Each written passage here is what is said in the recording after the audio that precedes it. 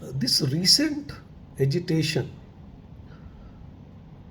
has raised a couple of questions, very serious questions, especially two parts. One, the students committing suicide. This is not acceptable.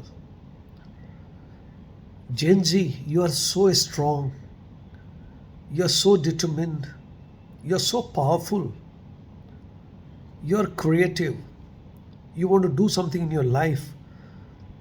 And this cowardice act, ये मेरे समझ के बाहर है, ये सही नहीं है. एक एग्ज़ाम लीक होने के कारण सुइसाइड, ये तो कमज़ोरी बताती है. इसका मतलब तुम्हें अपने काबिलियत पे भरोसा नहीं है. और उन माँ बाप को मैं स्पेशली बताना चाहता हूँ कि भाई आप लोग किस तरह का प्रेशर देते हो. एक मेडिकल एग्ज़ाम में अगर एंट्रेंस पास नहीं हुआ तो बच्चे कोई दूसरा जगह जाएंगे. 1000 ऑफ अपॉर्चुनिटीज़ आर अवेलेबल. ऐसा नहीं कि एक ही अपॉर्चुनिटी है. किस तरह का प्रेशर है.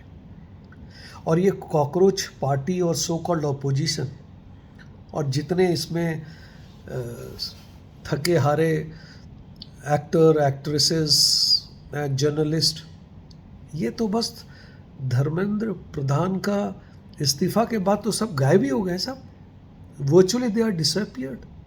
Nobody is available. The issue was different.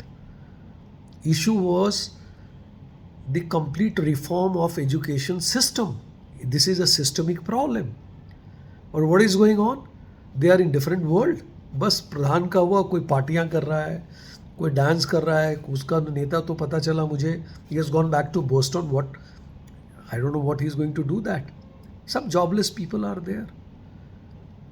Parliament में डिबेट हो रहा है. They were suppose to give lot of suggestions that look how to rectify this, how to control this paper leak, how to ensure that there should not be any leak further.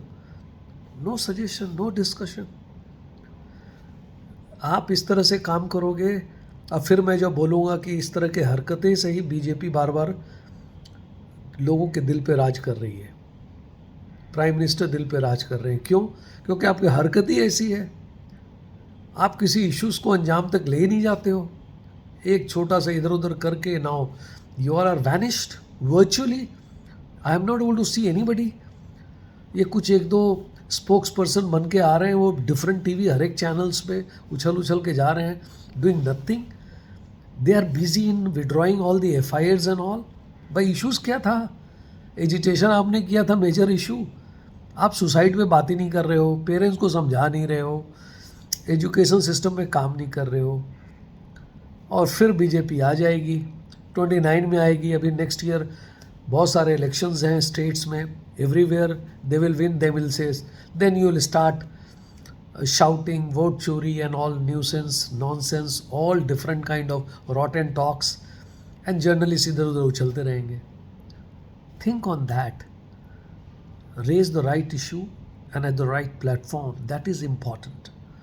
Otherwise, my dear friend, you be in your own world and BJP will rule India for next 25-30 years. They are talking about 2047. God bless you. Bharat माता की जय. वंदे मातरम.